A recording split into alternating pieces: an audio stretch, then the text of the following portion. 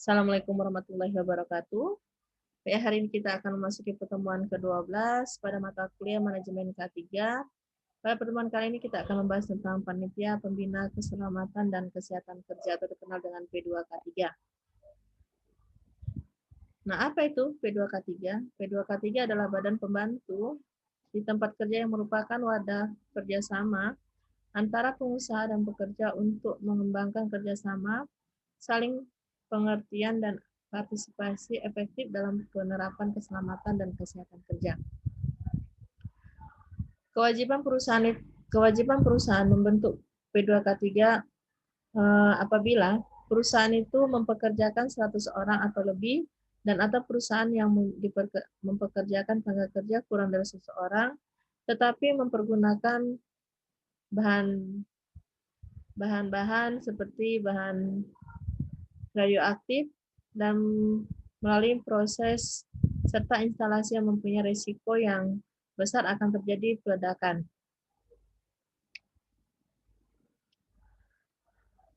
Nah, kriteria perusahaan wajib membentuk P2K3 itu untuk menjamin kesehatan dan keselamatan kerja para perusahaan. Nah, kriterianya yaitu yang pertama, tempat kerja di mana pengusaha atau pengurus mempekerjakan 100 orang atau lebih. Yang kedua, tempat kerja di mana pengusaha atau pengurus mempekerjakan kurang dari 100 orang.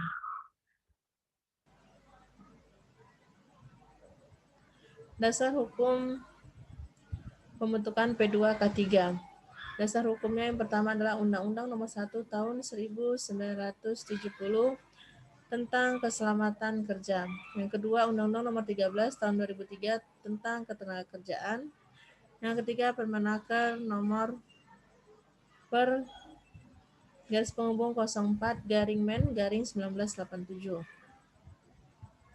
Tugas dari P2K3 itu yang pertama memberikan saran dan pertimbangan baik diminta maupun tidak kepada pengusaha atau pengurus mengenai masalah K3.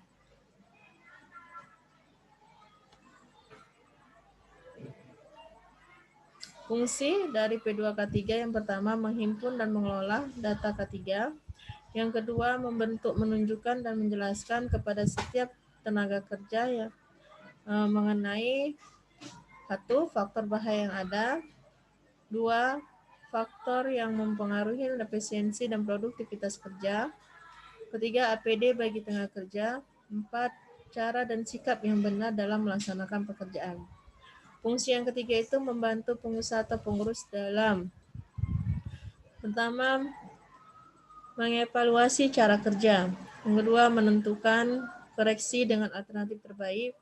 Ketiga, mengembangkan sistem pengendalian bahaya. Keempat, mengevaluasi penyebab timbulnya kecelakaan. Kelima, mengembangkan penyuluhan dan penelitian di bidang K3. Selanjutnya, melaksanakan pemantauan terhadap gizi kerja dan penyelenggaraan makanan di perusahaan. Selanjutnya, memeriksa kelengkapan peralatan keselamatan K3. Selanjutnya, mengembangkan pelayanan K3. Selanjutnya, mengembangkan lab K3, pemeriksaan lab, dan melakukan interpretasi hasil pemeriksaan. Selanjutnya, menyelenggarakan administrasi keselamatan kerja, higien perusahaan, dan kesehatan kerja. Yang keempat itu membantu menyusun kebijakan manajemen dan pedoman kerja. Nah, permohonan ahli keselamatan kerja. Nah, perusahaan ketika akan membentuk satu lembaga P2K3 pada perusahaannya, perusahaan itu harus membuat permohonan ahli keselamatan kerja kepada Kemenaker. Yang pertama itu permohonannya pengusaha atau pengurus harus mengajukan secara tertulis. Yang kedua, permohonan harus bermaterai dan dilampirin. Nah, jadi ketika sudah membuat surat permohonan yang sudah dimaterai, perusahaan itu harus melampirin beberapa berkas. Yang pertama itu daftar riwayat hidup calon ahli keselamatan kerja. Yang kedua, surat keterangan pengalaman kerja. Yang ketiga, surat berbadan sehat dari dokter. Selanjutnya, surat pernyataan bekerja penuh di perusahaan. Selanjutnya, fotokopi ijazah atau sertifikat terakhir. Selanjutnya, sertifikat pendidik khusus. Selanjutnya permohonan disampaikan kepada Menteri dengan tembusan dinas naker setempat maupun provinsi. Nah, di perusahaan itu juga harus ada tim penilai P2K3. Tujuannya untuk menunjuk ahli keselamatan kerja, Menteri membentuk tim penilai.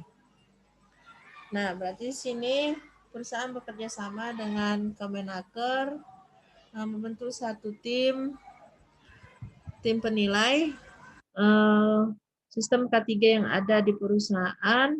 Setelah itu membuat laporannya dan ditujukan kepada Menteri Kemenaker. Fungsi dari tim itu, fungsi dari kita membentuk tim, yang pertama meriksa kelengkapan persyaratan, yang kedua melakukan pengujian, selanjutnya menyampaikan kepada Menteri. Nah, pencabutan kepentingan penunjukan ahli keselamatan kerja.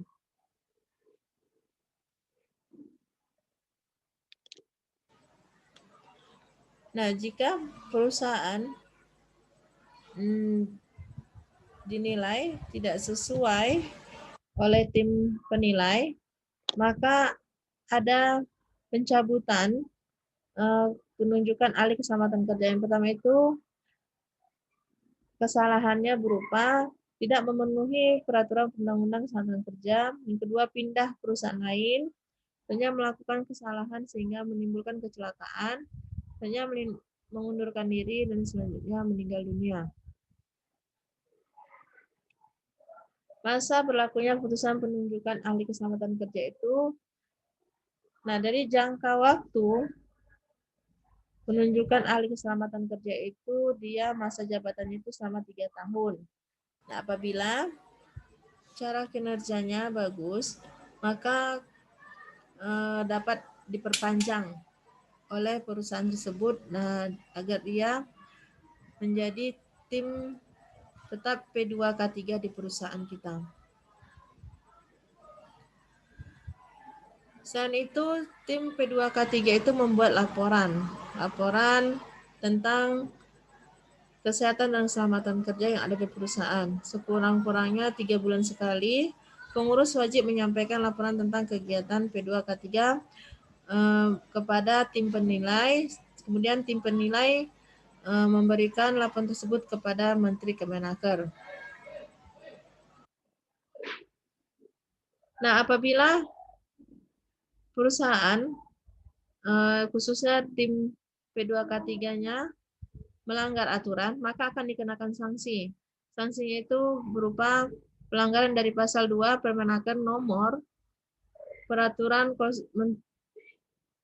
04/1987 diancam sesuai pasal 15 ayat 2 dan 3 Undang-Undang nomor 1 tahun 1970 tentang kesehatan dan keselamatan kerja. Nah, sekian penjelasan materi saya hari ini. Apabila ada yang kurang paham, silakan ajukan pertanyaan. Untuk tugas kali ini, Ananda sekalian silakan cari bunyi pasal 2 Permenaker nomor Peraturan 04/1987 yang diancam sesuai dengan pasal 15 ayat 2 dan ayat 3 sesuai dengan Undang-Undang nomor 13. Nah, dan cari juga bunyi pasal 15 ayat 2 dan 3 sesuai dengan Undang-Undang nomor 1 tahun 1970. Sekian pemaparan materi dari saya. Assalamualaikum warahmatullahi wabarakatuh.